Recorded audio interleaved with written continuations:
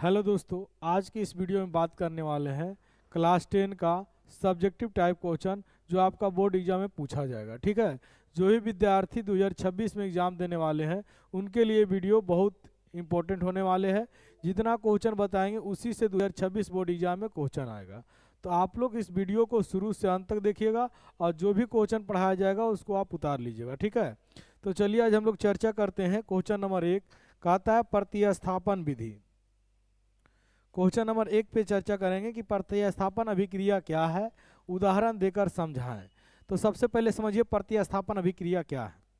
कहता है वह रासायनिक अभिक्रिया जिससे में अधिक अभिक्रियाशील पदार्थ अपने से कम अभिक्रियाशील पदार्थ को विस्थापित कर दे। वह अभिक्रियाशील पदार्थ अपने से कम अभिक्रियाशील को पदार्थ को विस्थापित कर दे, उसे हम क्या कहते हैं, प्रतिस्थापन अभिक्रिया। जैसे देखिए यहाँ लोहा और लोहा जो है क्या है, अधिक अभिक्रियाशील है और ये किसके साथ, अपने से कम कौन है इसमें, अपने से कम है SO4, इसके साथ क्या हो जाएगा, विस्थापित। तो इस अभिक्रिया को हम क्या कहेंगे, तो इस अभिक्रिया को हम कहेंगे प्रतिस्थापन अभिक्रिया। आज के समय में आप लोग देखते होंगे कि किसी का पत्नी किसी के साथ भाग जाता है, तो इसमें हुआ क्या, इसमें ये हुआ कि यानी कि जिसके पास कम पैसा होगा और जिसके पास अधिक पैसा होगा, तो यहाँ पर क्या हुआ कि कम पैसा वाला का पत्नी अधिक पैसा वाला के पति के साथ भाग गया। यानी क्या हुआ, इसका पत्नी इसके साथ विस्थापित हो गया, इसका पत्नी इसके साथ विस्थापित हो गया। तो यह अभिक्रिया क्या हुआ, यहाँ पर पति पत्नी का कौन सा अभिक्रिया हुआ, प्रतिस्थापित अभिक्रिया। कौन सा अभिक्रिया, प्रतिस्थापित अभिक्रिया। इसी तरह से ये अभिक्रिया है, इसमें जो अधिक अभिक्रियाशील होता है वो कम अभिक्रियाशील पदार्थ को प्रतिस्थापित कर देता है। जैसे आप यहाँ देखिए लोहा है जो वो अधिक अभिक्रियाशील है और यहाँ पर सल्फेट है जो कम अभिक्रियाशील है। तो जो लोहा है वो सल्फेट के साथ क्या हुआ, विस्थापित हो गया। तो इस अभिक्रिया को क्या बोलते हैं, FeSO4 + Cu2। और इसमें जो अधिक अभिक्रियाशील है वो कम अभिक्रियाशील को प्रतिस्थापित किया, इसीलिए इसे हम बोलते हैं प्रतिस्थापन अभिक्रिया। तो आप बात कर सकते हैं वह अभिक्रिया जिसमें अधिक अभिक्रियाशील पदार्थ कम अभिक्रियाशील पदार्थ को प्रतिस्थापित कर देता है, उसे हम प्रतिस्थापन अभिक्रिया कहते हैं। उदाहरण में आप लिख सकते हैं कि यहाँ पर Fe लोहा CuSO4 कॉपर सल्फेट में सल्फेट को विस्थापित कर और कॉपर को क्या किया, अलग कर दिया। यहाँ पर FeCu जो हुआ अधिक अभिक्रियाशील है, FeCu जो हुआ क्या है, अधिक अभिक्रियाशील है, इसलिए ये अलग हो गया और कम अभिक्रियाशील धातु के साथ क्या हुआ, अभिक्रिया कर लिया। तो अगला क्वेश्चन देखते हैं हम लोग आज कैसे करेंगे। तो आज आपको याद रहेगा कि जो पति के पास पैसा कम रहता है उसका पत्नी क्या होता है, जिसके पास ज्यादा पैसा है उसके पास भाग जाएगा, है ना। तो इसी तरह से हम लोग देखेंगे दृष्टि दोष क्या है और ये कितने प्रकार के होते हैं। सबसे समझिए दृष्टि दोष का मतलब क्या हुआ, दृष्टि मतलब देखना, यानी जब कोई वस्तु को निकट या दूर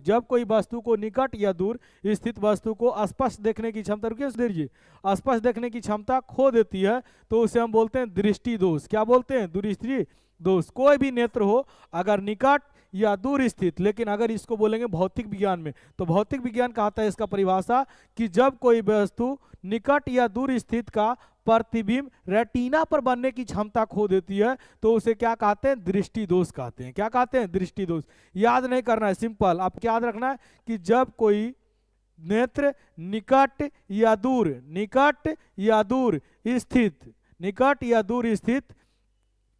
दूर स्थित वस्तु का रेटिना पर प्रतिबिंब बनने की क्षमता खो देती है, तो उसे हम दृष्टि दोष कहते हैं। ये 3 प्रकार के होता है मुख्यतः।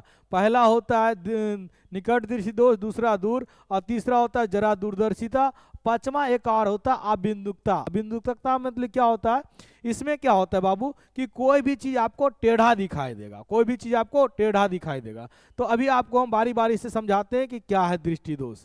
तो पढ़िए, कहता है नेत्र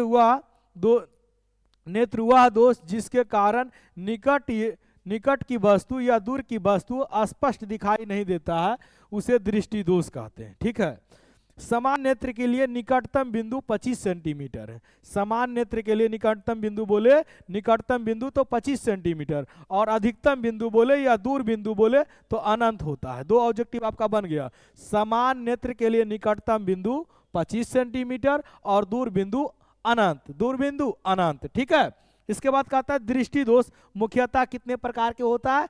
4 प्रकार। कितने प्रकार? 4 प्रकार। पहला है निकट दृष्टि दोष। इसमें समझिए पहले, निकट दृष्टि आपके पास है, मतलब निकट आप देख पाइएगा लेकिन दूर आप नहीं देख पाइएगा, तो इसका परिभाषा होगा ऐसा दृष्टि दोष, लिखना लिख लीजिएगा, ऐसा दृष्टि दोष जिसमें निकट की वस्तु स्पष्ट दिखती है लेकिन दूर की वस्तु स्पष्ट नहीं दिखती है, उसे हम बोलते हैं निकट दृष्टि दोष। दूसरी बात, अब इस बीमारी का इलाज क्या है? तो कई अक्षर का बीमारी है? 3 अक्षर का। बीमारी कई अक्षर का है? 3 अक्षर का। तो चश्मा कई अक्षर का लगाएंगे? 4 अक्षर का। यानी कौन सा लेंस लगाएंगे? अवतल। कौन सा लेंस लगाएंगे? अवतल। तो ठीक है, याद रहेगा।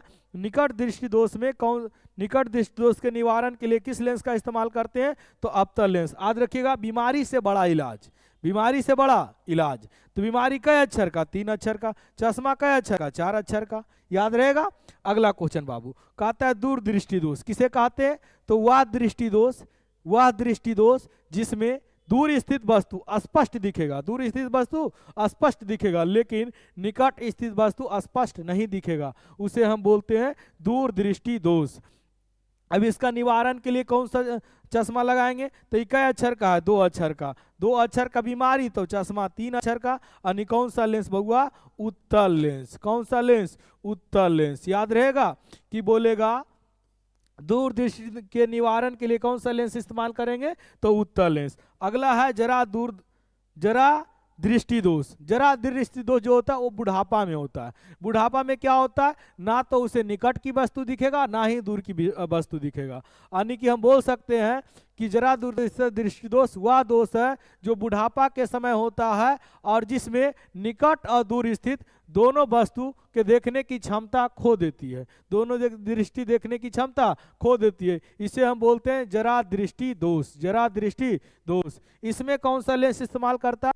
इसको हिंदी में इंग्लिश में बोलते हैं बाईफोकल लेंस। क्या बोलते हैं? Bifocal lens. और हिंदी में बोलते हैं द्विफोक्सी लेंस। क्या बोलते हैं? द्विफोक्सी लेंस। याद रहेगा डियर स्टूडेंट। तीसरा आबिंदुकता कहता है जब कोई नेत्र को कोई वस्तु टेढ़ा दिखाई दे, जब कोई नेत्र को कोई वस्तु टेढ़ा दिखाई दे तो उस दृष्टि दोष को बोलते हैं आबिंदुकता। क्या बोलते हैं? आबिंदुकता। आबिंदुकता। क्या बोलते हैं? आबिंदुकता। इसके निवारण के लिए बेलनाकार लेंस का उपयोग किया जाता है। इसके निवारण के लिए बेलनाकार लेंस का उपयोग किया जाता है। आशा करते हैं आप समझ गए होंगे ये क्वेश्चन, आप एग्जाम में लिख दीजिएगा। ठीक है, अगला क्वेश्चन पे बात करते हैं। अगला क्वेश्चन कहता है कि ऊष्माक्षेपीय अभिक्रिया क्या है? ऊष्माक्षेपीय अभिक्रिया किसे कहते हैं? तो कहता है वैसी रासायनिक अभिक्रिया जिसमें उत्पाद के निर्माण के साथ साथ ऊष्मा का भी उत्सर्जन हो। मतलब अगर कोई नया चीज बन रहा है तो उसके साथ साथ उससे क्या निकले? ऊष्मा। तो उस प्रकार की अभिक्रिया को हम क्या बोलेंगे? ऊष्माक्षेपी। क्या बोलेंगे? ऊष्माक्षेपी। जब आपको नहीं याद रहे तो बोलिएगा ऐसा रासायनिक अभिक्रिया जिसमें ऊष्मा का निष्कासन हो, वैसा रासायनिक अभिक्रिया जिसमें प्रतिफल के रूप में या उत्पाद के रूप में ऊष्मा का निष्कासन हो, उसे हम ऊष्माक्षेपी अभिक्रिया कहते हैं। याद रहेगा। अब देखिए इसे उदाहरण समझिए। जब हम मीथेन को जलाते हैं ऑक्सीजन के उपस्थिति में तो हमें क्या मिलता है? Carbon dioxide. और क्या मिलता है? जल। और उससे क्या निकलता है? ऊष्मा। यानी जब मीथेन को जलाएं ऑक्सीजन के उपस्थिति में तो क्या बना? कार्बन डाइऑक्साइड, जल और ऊष्मा। जल और ऊष्मा। तो इसीलिए इस अभिक्रिया को इसमें क्या चीज बना? ऊष्मा। ऊष्मा क्या होगा? निकलेगा। निकलेगा तो इसको ऐसे भी लिख सकते हैं। तो निष्कासन हो रहा है, इसीलिए इसे कौन सा अभिक्रिया कहेंगे? तो इसे कहेंगे ऊष्माक्षेपी अभिक्रिया। ठीक है। अगर उसमें ऊष्मा का शोषण होगा तो उसे क्या बोलेंगे? ऊष्मा शोषी अभिक्रिया। ठीक है। तो याद रहेगा कि वह रासायनिक अभिक्रिया जिसमें उत्पाद के निर्माण के साथ साथ ऊष्मा का भी निष्कासन हो, उसे ऊष्माक्षेपी अभिक्रिया कहते हैं। उदाहरण में जब हम मीथेन को ऑक्सीजन के उपस्थिति में जलाते हैं तो कार्बन डाइऑक्साइड, जल और क्या बनता है? ऊष्मा।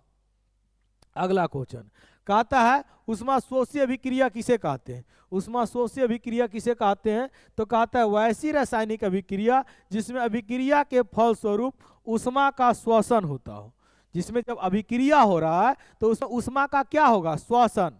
क्या होगा, श्वसन। तो ऐसी अभिक्रिया को बोलते हैं ऊष्माशोषी अभिक्रिया। क्या बोलते हैं, जैसे इसका सिंपल उदाहरण है प्रकाश संश्लेषण। प्रकाश संश्लेषण जब होता है तो आप जानते हैं कि ऊष्मा का जरूरत है, कौन सा ऊष्मा, तो सूर्य की प्रकाश। तो कौन सा अभिक्रिया हो जाएगा, ऊष्माशोषी अभिक्रिया। क्या हो जाएगा, ऊष्माशोषी।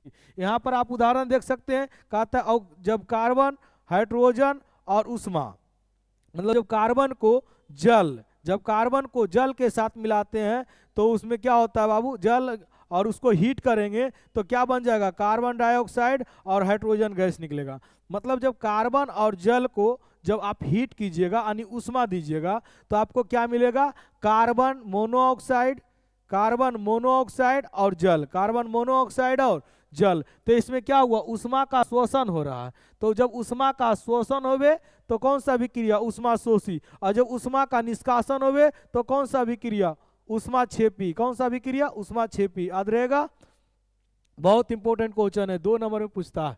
अगला क्वेश्चन कहता है उत्तल दर्पण, अवतल दर्पण और समतल दर्पण के दो उपयोग को लिखे। के साथ पूछ दिया है, उत्तलो बताइए, अवतलो बताइए, समतलो बताइए। ठीक है, तो चलिए समझते हैं। कहता है उत्तल दर्पण का उपयोग, हम आपको पहले समझा देते। उत्तल दर्पण क्या करेगा, अगर कोई वस्तु बड़ा है तो उसका प्रतिबिंब को छोटा कर देगा। अवतल दर्पण क्या करेगा, अगर कोई वस्तु छोटा है तो उसका प्रतिबिंब को बढ़ा देगा, प्रतिबिंब को बढ़ा देगा। समतल दर्पण कहता है अगर हमरा 2 गो लगा देनी दोनों बगल समतल तो तोर प्रतिबिंब अनंत बना देंगे, तो प्रतिबिंब ढेर सारा बना देंगे। अगर इसको आपको देखना है तो आप कहाँ जाइए, आप नाई की दुकान पर जाइए और वहाँ दोनों साइड आपको लगा रहेगा समतल दर्पण। उसमें देखिए आपका ढेर सारा प्रतिबिंब बनल रहेगा।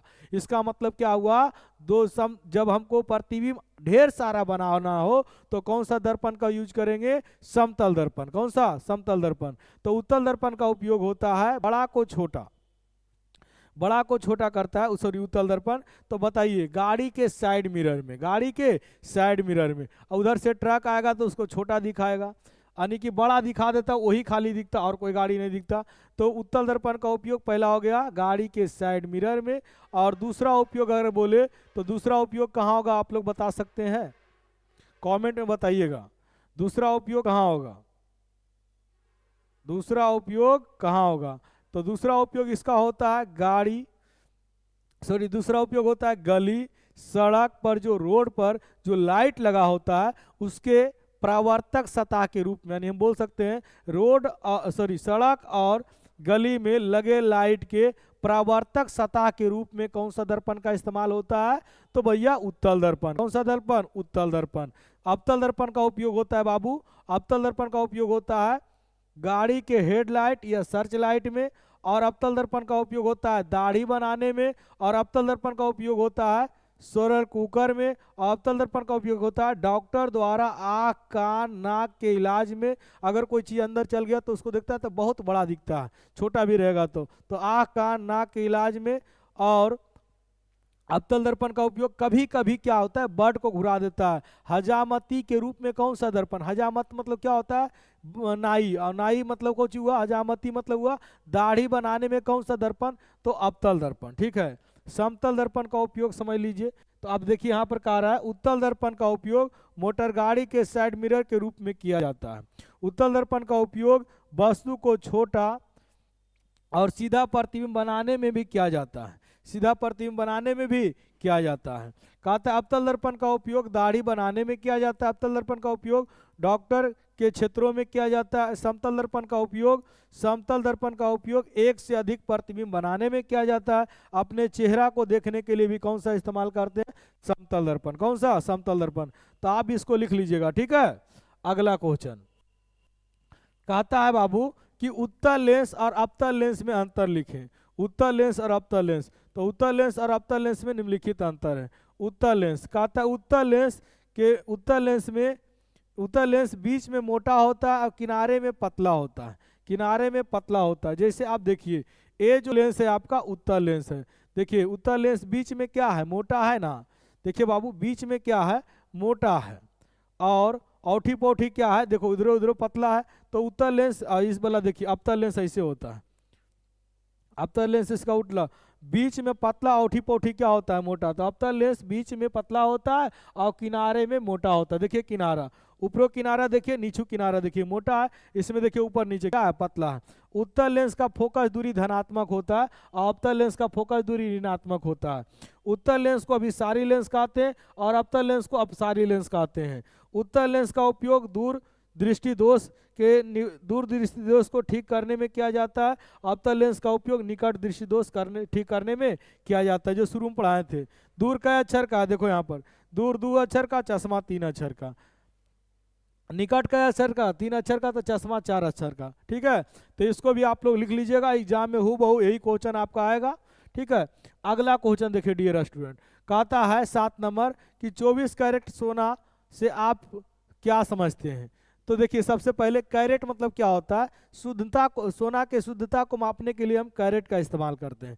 किसका इस्तेमाल करते हैं, कैरेट का। और शुद्ध सोना जो होता है वो 24 कैरेट का होता है। लेकिन जो हमारा घर में मम्मी बहन भौजाई ननद, ननद हम लोग का नहीं होगा, भौजाई होगा, चाची है ना, फुआ दादी, जो भी जेवर पहनती है वो आपका 22 कैरेट का होता है। किसी किसी का तो 18 कैरेट का होता है, पैसा बचाने के चक्कर में 18 कैरेट का बना देता है, उसको क्या पता 22 कैरेट है कि 18 कैरेट है। तो जो मेन जो होता है हमारा यहाँ आभूषण बनने वाला सोना, वो 22 कैरेट का होता है। उसमें 2 कैरेट तांबा या एल्युमिनियम मिलाया जाता है, 2 कैरेट तांबा या एल्युमिनियम मिलाया जाता है। ठीक है, याद रहेगा आप लोग को। तो चलिए अब इसको हम पढ़ते हैं, क्या कहता है। कहता है शुद्ध सोना 24 कैरेट का होता है। पहला ऑब्जेक्टिव बन गया कि शुद्ध सोना कितने कैरेट का होता है, 24 कैरेट का। यह बहुत मुलायम और नर्म होता है, बिल्कुल बात है, बहुत मुलायम होता है। 1 ग्राम सोना को खींचेगा तो 2 किलोमीटर तक खींच सकते हैं। 1 ग्राम सोना को 2 किलोमीटर तक खींच सकते हैं, समझ गए, इतना मुलायम होता है। आज से कुछ वर्ष पहले देखिए सीता माँ जो पहनती थी उसका डिजाइन नहीं रहता था, उसको एकदम पूरा ऐसी अथी ऐठल रहता था, कपड़ा में भी कुछ बच जाएगा तो खिंचा जाएगा, ऐसा होता है सोना। तो सोना बहुत मुलायम होता है, उसे कठोर बनाया जाता है तांबा मिलाकर, जिससे आभूषण नहीं बनाया जा सकता, जिससे आभूषण नहीं बना। इसे कठोर बनाने के लिए इसमें तांबा और चांदी मिलाया जाता है। बताइए शुद्ध सोना का होगा, नहीं होगा। तो इसे आभूषण बनाने के लिए, इसे आभूषण बनाने के लिए यानी कठोर बनाना पड़ेगा। तो कठोर बनाने में क्या मिलाएंगे, तांबा और चांदी, तांबा और चांदी, ताकि आभूषण बन पाए। हमारे देश में आभूषण बनाने के लिए प्रायः 22 कैरेट सोना का प्रयोग किया जाता है। कितना कैरेट, 22 कैरेट। लेकिन कोई कोई दुकानदार है जो 18 कैरेट सोना मिलाता है। कहता है आभूषण बनाने में 22 भाग सोना और 2 भाग तांबा या चांदी मिलाया जाता है। उसे हम क्या कहेंगे, तो शुद्ध सोना से आप क्या समझते हैं। कहता है 24 कैरेट सोना से क्या समझते हैं, लिख दीजिएगा, जो जो आपको बताएं लिखिएगा कि शुद्ध सोना 24 कैरेट का होता है, या इससे बहुत मुलायम और नर्म होता है, इससे आभूषण नहीं बनाया जाता है। इसलिए आभूषण बनाने के लिए इसमें हम तांबा या चांदी मिलाते हैं, जिसमें 22 भाग सोना होता है और 2 भाग तांबा या चांदी होता है, तांबा या चांदी होता है। ठीक है, याद रहेगा। अगला क्वेश्चन कहता है ओजोन परत। सबसे पहले ओजोन परत का सूत्र होता है O3। क्या होता है, O3। आइए हमें जो भी हमारे पाराबैंगनी किरण है या जो भी हमारे शरीर के लिए हानिकारक किरण है उसको बचाने का काम करता है। उसको पृथ्वी से आने से कौन रोकता है, ओजोन। कौन रोकता है, ओजोन परत। कौन रोकता है, ओजोन परत। याद रहेगा। तो यहाँ पर कह रहा है ओजोन ऑक्सीजन का एक अपरूप है। देखिए ओजोन जो है ऑक्सीजन का क्या है, एक अपरूप है। ओजोन का एक अणु ऑक्सीजन के 3 परमाणुओं से बना हुआ है। देखिए यहाँ पर ऑक्सीजन के कितने परमाणु, 1 2 3, 3 परमाणु से मिलकर बना हुआ है ओजोन का एक अणु। कहता है कि ओजोन का अणुसूत्र ओजोन का अणुसूत्र O3 होता है। यहाँ होगा ओजोन का अणुसूत्र O3 होता है। ओजोन परत वायुमंडल के बाहरी सतह में पाया जाता है। क्वेश्चन आएगा ओजोन परत वायुमंडल के किस सतह में है, बाहरी सतह में पाया जाता है, जो पाराबैंगनी किरणों से हमें रक्षा प्रदान करती है। 2-3 क्वेश्चन यहाँ से पूछता है कि पाराबैंगनी किरण से हमें रक्षा कौन प्रदान करती है, तो ओजोन परत। कौन करती है, ओजोन परत। वायुमंडल के बाहरी परत कौन है, ओजोन परत। कौन है, ओजोन परत। एक क्वेश्चन पूछेगा कि ओजोन का सूत्र क्या होता है, O3। एक क्वेश्चन पूछेगा कि ओजोन में कितने ओजोन में ऑक्सीजन के कितने परमाणु होते हैं? 3 परमाणु। ऑक्सीजन के कितने परमाणु होते हैं? 3 परमाणु, याद रखिएगा, ठीक है। ओजोन किसका अप्रूप है? ऑक्सीजन का। ओजोन किसका अप्रूप है? ऑक्सीजन का। अब आप लिख दीजिए कि ओजोन जो है ऑक्सीजन का एक अप्रूप है। ओजोन एक अणु के ऑक्सीजन के 3 परमाणुओं से मिलकर बना होता है। ओजोन का अणुसूत्र यहाँ पर सुधार लीजिएगा, O3 होता है। कितना होता है? O3 होता है। ओजोन परत वायुमंडल के बाहरी सतह में पाया जाता है, जो पराबैंगनी से हमें रक्षा प्रदान करता है। पराबैंगनी किरणों से हमें रक्षा प्रदान करता है। अगला क्वेश्चन, प्रकाश की पराकिरणन से आप क्या समझते हैं? कहता है जब प्रकाश की किरण किसी कण के किसी कण से टकराकर सभी दिशा में फैल जाती है, तो इस घटना को प्रकाश के प्रकीर्णन कहते हैं। यानी सुनिए, ये प्रकाश का किरण है, और कोई कण से टकराया और जब सब दिशा में फैल गया तो इस घटना को प्रकाश का किरण कहते हैं। लेकिन जब प्रकाश की किरण किसी सतह से टकराई और पुनः उसी दिशा में लौट गई, तो इसे हम बोलते हैं प्रकाश का परावर्तन। दोनों में अंतर इतना ही है कि जब प्रकाश की किरण किसी कण से टकराए और सभी दिशा में, मतलब इधर इधर इधर इधर, जैसे देखिए ये प्रकाश है और एक कण है, जब इससे टकराता है तो इधर इधर इधर इधर इधर इधर सब दिशा में फैल गया, तो कौची? पराकिरणन। लेकिन जब एक ही दिशा में लौट गया तो कौची? प्रकाश का परावर्तन। प्रकाश के परावर्तन का 2 नियम होता है, और प्रकाश का वर्तन का भी कितने नियम होता है? 2 नियम होता है, ठीक है। कहते हैं प्रकाश के पराकिरणन के कारण आकाश का रंग नीला दिखाई देता है। ऑब्जेक्टिव में क्वेश्चन पूछता है कि बताइए किस घटना के कारण आकाश नीला दिखाई देता है? तो प्रकाश के पराकिरणन के कारण। किस कारण? प्रकाश के पराकिरणन के कारण। क्वेश्चन पूछेगा आकाश का रंग नीला किस घटना के कारण दिखाई देता है? तो प्रकाश के पराकिरणन के कारण। वायुमंडल नीले रंग का पराकिरणन सबसे अधिक होता है। वायुमंडल में किस रंग का पराकिरणन अधिक होता है? तो नीले रंग का। किस रंग का? नीले रंग का, याद रखिएगा। 2 ऑब्जेक्टिव यहाँ से पूछेगा। पहला क्वेश्चन पूछेगा कि बताइए आकाश का रंग नीला किसके कारण दिखाई देता है? तो पराकिरणन के कारण। दूसरा कारण बोलेगा वायुमंडल में किस रंग का पराकिरणन सबसे अधिक होता है? नीला रंग का। किस रंग का? नीला रंग का, याद रहेगा। अगला क्वेश्चन कहता है आवर्धन किसे कहते हैं? बहुत VVI क्वेश्चन है, बहुत बार एग्जाम में पूछा है। आवर्धन किसे कहते हैं? कहते हैं इसका SI मात्रक लिखिए। सबसे पहले तो इसका SI मात्रक होता नहीं है, ये मात्रक विहीन है, सब लिखा हुआ नीचे, टाइम नहीं बर्बाद करेंगे। तो कहता है प्रतिबिंब की ऊंचाई और तथा वस्तु की ऊंचाई के अनुपात को आवर्धन कहते हैं। आवर्धन को m के द्वारा सूचित किया जाता है, स्मॉल m। आवर्धन को m के द्वारा सूचित किया जाता है। कहता है आवर्धन का SI मात्रक नहीं होता है, मात्रक विहीन है, ठीक है। यदि प्रतिबिंब की ऊंचाई h और वस्तु की ऊंचाई u हो तो आवर्धन बराबर होगा प्रतिबिंब की ऊंचाई बटा वस्तु की ऊंचाई। अगर इतना आप लिख देते हैं एग्जाम में, आपका 1 नंबर नहीं कमेगा। याद क्या करेंगे? प्रतिबिंब की ऊंचाई और वस्तु की ऊंचाई को आवर्धन कहते हैं। आवर्धन को m के द्वारा सूचित किया जाता है, लिख दीजिएगा। आवर्धन का मात्रक नहीं होता है, मात्रक विहीन होता है। आवर्धन का यदि प्रतिबिंब की ऊंचाई h है और वस्तु की ऊंचाई u है, तो आवर्धन बराबर क्या होगा? प्रतिबिंब की ऊंचाई बटा वस्तु की ऊंचाई। यही तो आपको एग्जाम में लिख के आना है। क्या लिख लीजिएगा? अगर वीडियो अच्छा लगे दोस्तों तो लाइक जरूर कीजिएगा, ठीक है। कहता है 11 नंबर क्वेश्चन, पीएच स्केल क्या है? उदासीन विलयन का पीएच मान कितना होता है? सबसे पहले आप समझिए ये पीएच स्केल क्या है। कहता है ये समझिए, ये आपका जो है हम ले लिए पीएच स्केल, इसका मान होता है 0 से 14, ठीक है। बीच में आपको ले लेंगे 7 से अगर कम होगा तो वो होगा अम्लीय। क्या होगा? अम्लीय। और 7 से अगर अधिक होगा तो होगा क्या? भास्मी। क्या होगा? भास्मीय, या इसको बोलते हैं क्षारीय। क्या बोलते हैं? क्षारीय। अगर 7 होगा तो ये होगा विलयन उदासीन होगा। क्या होगा? उदासीन। अब क्वेश्चन समझिए, ई बताता है हाइड्रोजन के आयन, हाइड्रोजन का प्लस आयन बताया तो अम्लीय, हाइड्रोजन ऑक्साइड आयन यानी -OH आयन बताया तो क्या हुआ? भास्मीय। यानी जो पीएच स्केल है वो हमारे यानी विलयन में हाइड्रोजन आयन या हाइड्रो ऑक्साइड आयन को प्रदर्शित करता है।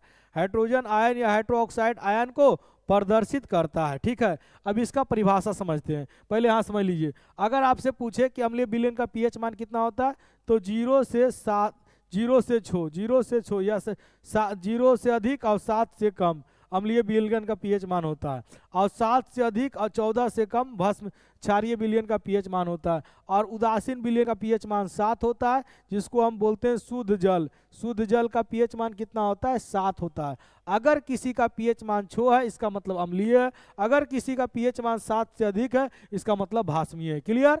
अब यहाँ पर आप यहाँ समझिए, कहता है किसी विलयन में उपस्थित हाइड्रोजन आयन जो आपको बताएं H+ आयन, जिसको बोलते हैं हाइड्रोजन आयन, हाइड्रोजन आयन की सांद्रता ज्ञात करने वाला स्केल को पीएच स्केल कहते हैं। हाइड्रोजन आयन की सांद्रता ज्ञात करने वाला स्केल को पीएच स्केल कहते हैं। उदासीन विलयन का पीएच मान 7 होता है, और किसी अम्लीय विलयन का पीएच मान 0 से 7 के बीच होता है, जबकि क्षारीय विलयन का पीएच मान 7 से अधिक, 7 से 14 के बीच होता है। यही आपको लिखना है, जो आपको समझाएं। अब क्या लिखे, किसी भी विलयन में उपस्थित हाइड्रोजन के आयन को ज्ञात करने की, हाइड्रोजन के आयन की सांद्रता ज्ञात करने वाले स्केल को पीएच स्केल कहते हैं। इसमें उदासीन विलयन का पीएच मान 7 होता है, और 0 से 7 के बीच अम्लीय विलयन का पीएच मान, और 7 से 14 के बीच क्षारीय विलयन का पीएच मान को बताता है। इसी को हम पीएच स्केल कहते हैं। पीएच का पूरा नाम क्या है, power of hydrogen, power of hydrogen.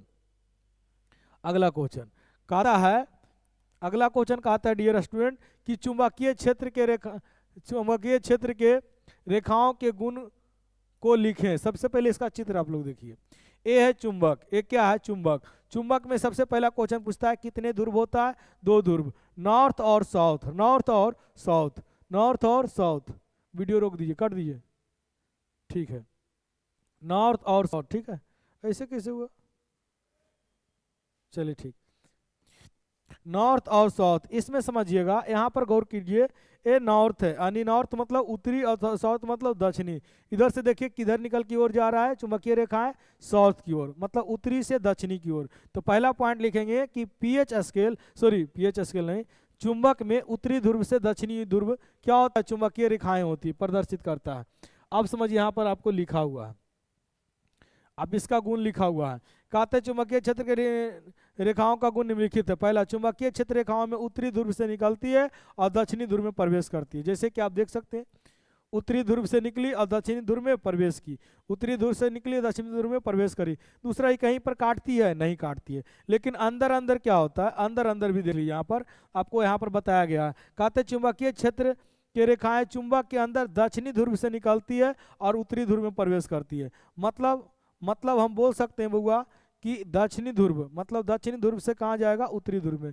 अंदर बोलेगा चुंबकीय क्षेत्र में, देखो यहाँ पर लिखा है वो, अंदर में क्या होगा, दक्षिण से उत्तर, लेकिन बाहर में क्या होगा, उत्तर से दक्षिण। याद रखिएगा, चुंबकीय रेखाएं जो होगा, अगर बाहर में बोला जाए तो उत्तर से दक्षिण की ओर जाती है, लेकिन चुंबक के अंदर जो होता है, यानी कि क्या होता है, तो दक्षिण से उत्तर की ओर जाती है। 2 गुण।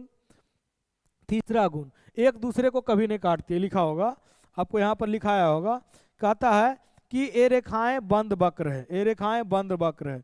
देखिए, ए रेखाएं बंद वक्र है। देखिए यहाँ पर ए रेखाएं जो है क्या है, बंद वक्र है कि नहीं। देखो यहाँ पर ये बंद वक्र है, बंद है दोनों साइड से, इसीलिए बंद वक्र कहते हैं। टेढ़ा भी है, बंद वक्र भी है, तो इसीलिए बंद वक्र है। दूसरा, हम बोल सकते हैं डियर स्टूडेंट कि ए रेखाएं कभी एक दूसरे को काटती नहीं है। देखिए यहाँ पर ए रेखाएं कभी एक दूसरे को नहीं काटी। तीसरा, हम बोल सकते हैं बउआ, चुंबकीय क्षेत्र का मान दोनों ध्रुव पे अधिक होता है, दोनों ध्रुव पर अधिक होता है। क्यों, देखिए यहाँ समझिए, चुंबकीय क्षेत्र का मान दोनों ध्रुव पर अधिक होता है, क्योंकि यहाँ ज्यादा चुंबकीय क्षेत्र है ना। देखिए यहाँ ज्यादा है, इसीलिए कभी चुंबक को सटाइएगा तो ऐसे नहीं सट कर क्या होगा, ऐसे सटेगा, समझ गए ना, यानी दोनों ध्रुव सटने की कोशिश करेगा। चलिए अगला क्वेश्चन हो गया ना, हाँ हो गया। अगला क्वेश्चन देखिए, 15 क्वेश्चन बताएंगे। शाकाहारी मांसाहारी को परिभाषित करें। शाकाहारी मांसाहारी, तो गांव देहात में जानते हैं कि हम शाकाहारी जो मतलब हम साग सब्जी खेबो, मांस मछली नहीं खेबो, और आप बोले शाकाहारी। दूसरा हो मांसाहारी, मांसाहारी मतलब कोई चीज हम मांस मछली खेबो और ओहो खेबो, और आप बोले सर्वाहारी। लेकिन कुछ कुछ ऐसा है जो खाली मांस से खाता है, तो उसे मांसाहारी कहेंगे। तो देखिए, वे जीव जो अपना भोजन पौधे या पौधे के उत्पाद को ग्रहण करता है, उसे हम शाकाहारी कहते हैं। जैसे बकरी, हाथी, टिड्डा, टिड्डा मतलब तेलचट्टा, सॉरी टीढ़ा मतलब फटिंगा होता है। मांसाहारी कहता है वे जीव जो अपना भोजन दूसरे या अन्य जीवों के मांस से प्राप्त करता है उसे मांसाहारी, जैसे शेर, बाघ, सर्प। बता ये सब तो जानवर हो, लेकिन मनुष्य में पता हो बहुत अलग नहीं। मांसाहारी प्रकार हो की प्रकार हो तो हम मछली खाइयो लेकिन हम अंडा नहीं खाइयो, अंडा खाइयो लेकिन हम मीट नहीं खाइयो, मीट खाइयो लेकिन मछली नहीं खाइयो। मतलब एकरो में प्रकार बांट दिया है, अंडाहारी, मांस खाओ मांसाहारी, कुछ बोलो ओरा मछली खाओ मछली हारी, मतलब एकरो मांसाहारी में बांट दिया है। समझ गए? हमारा गांव देहात में इसी होता है। अगला क्वेश्चन कहता है उत्सर्जन की परिभाषा लिखिए, उत्सर्जन के दो प्रमुख अंगों का नाम लिखें। तो शरीर के उपचयी क्रियाओं के फलस्वरूप उत्पन्न हानिकारक नाइट्रोजन अवशिष्ट पदार्थों को शरीर से बाहर निकालने की क्रिया को उत्सर्जन कहते हैं। आप उतना नहीं लिखिएगा, आप लिखिएगा हमारे शरीर में होने वाले जैविक क्रियाओं के फलस्वरूप, क्योंकि जैविक क्रिया में शरीर के अंदर जो भी क्रिया है वो क्या कहलाता है? जैविक क्रिया। तो मनुष्य के शरीर या जीव के शरीर के अंदर होने वाले वे सभी जैविक क्रिया जिसके फलस्वरूप निर्माण हुए हानिकारक पदार्थों को शरीर से बाहर निकालने की क्रिया को उत्सर्जन कहते हैं। शरीर से बाहर निकालने की क्रिया को उत्सर्जन कहते हैं। बस यही लिखिएगा। आप देखिए बायोलॉजी एक ऐसा विषय है जिसको आप समझिए, क्या आप समझे कि आपके शरीर के अंदर जो क्रिया है वो जैविक क्रिया कहलाया। क्या कहलाया? जैविक क्रिया। तो हम यानी जैविक क्रिया तो मनुष्य या जीव के शरीर के अंदर होने वाली वे सभी जैविक क्रिया जिसके फलस्वरूप बने हानिकारक पदार्थों को शरीर से बाहर निकालने की क्रिया को उत्सर्जन कहते हैं। ठीक है, तो बताइए यहाँ पर उत्सर्जन का मतलब आप समझ गए। अब कहता है उत्सर्जन के दो प्रमुख अंग हैं, पहला वृक्क है, दूसरा फेफड़ा है। वृक्क क्या करता है? हमारे शरीर में पेशाब को बाहर निकालता है, जबकि फेफड़ा क्या करता है? हमारे शरीर में जो हानिकारक पदार्थ CO2 है उसको शरीर से बाहर निकलने का काम करता है। तो जो यानी सबसे महत्वपूर्ण है वो क्या है? वृक्क और फेफड़ा। लेकिन अगर आपका एग्जाम में पूछे कि प्रमुख अंग कौन है, अब वृक्क रहे तो वृक्क मारिएगा। क्या मारिएगा? वृक्क। एक क्वेश्चन पूछता है कि नेफ्रॉन के संरचनात्मक और क्रियात्मक इकाई क्या कहलाता है? नेफ्रॉन के संरचनात्मक और क्रियात्मक इकाई क्या कहलाता है? नेफ्रॉन। एक क्वेश्चन पूछता है कि तंत्रिका तंत्र के संरचनात्मक और क्रियात्मक इकाई क्या कहलाता है? न्यूरॉन। क्या कहलाता है? न्यूरॉन। अच्छा मनुष्य, वृक्क का हिंदी क्या होता है पता है? वृक्क का इंग्लिश क्या होता है? किडनी। क्या होता है? किडनी। वृक्क का हिंदी किडनी होता है। प्रत्येक मनुष्य में कितने किडनी होते हैं? 2। अगर एक किडनी खराब भी हो गया तो मनुष्य जी लेगा कुछ दिन तक। अगला क्वेश्चन कहता है उत्प्रेरक क्या है? गांव देहात में जरा बोलल जा है कुटनी। समझिए ना, वही है उत्प्रेरक। कुटनी क्या करती है गांव देहात में? उस ससुइयोतर बोल देगी, पुतहियोतर बोल देगी। ससुइयोतर बोल देगी और पुतहियोतर। ससुइया बतिया पुतहियातर और पुतहिया बतिया ससुइयातर। समझ गए? आई बात को बोलकर उसका अभी क्या करेगा? गुस्सा का गति को बढ़ा देगा ससुइया का और पुतहियों की। अब वो जो है ससुइया का विरोध करेगा, वो पुतहिया का। अब दोनों ससुइया पुतहिया आपस में मिलेगी तो क्या होगा? दोनों में लड़ाई होगा, यानी दोनों में अभिक्रिया होगा। इसी को बोलते हैं गांव देहात का उत्प्रेरक यानी कुटनी। सेम ये अभिक्रिया जो है आपका केमिस्ट्री में भी है। केमिस्ट्री में क्या है समझिए। कहता है वैसे पदार्थ जो स्वयं रासायनिक अभिक्रिया में भाग नहीं लेगा लेकिन अभिक्रिया के वेग को बढ़ा देता है या घटा देता है, उसे हम क्या कहते हैं बउआ? उत्प्रेरक। सेम कहानी होता है बाबू। समझ गए ना? तो आज के लिए इतना ही, बाकी कल मिलते हैं। इतना अगर आपको वीडियो अच्छा लगे तो आप लोग इसे लाइक सब्सक्राइब करिएगा। ठीक है डियर स्टूडेंट, जय हिंद। अब कल मिलते हैं आप लोग से।